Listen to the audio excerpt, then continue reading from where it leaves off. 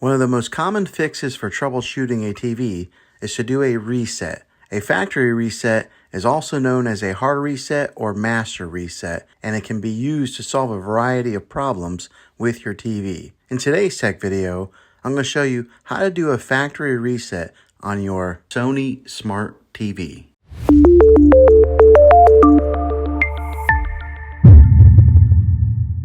My suggestion before going through a factory reset is to do a soft reset first. It'll minimize the impact of the process and allow you to save any data on your TV set. To perform a soft reset on your TV, simply unplug it from the wall outlet, and after about 60 seconds, you can plug it back in. Now make sure you are patient here and wait the whole 60 seconds. This will solve most of your problems. If that doesn't take care of your problem, then you can go on with the factory reset.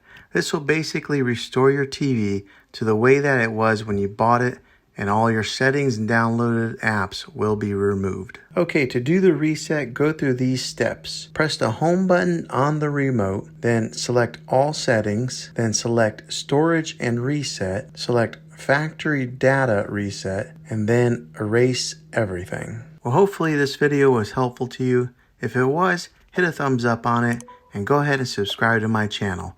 I make tech videos all the time, and I would love to have you back in the next one. Take care.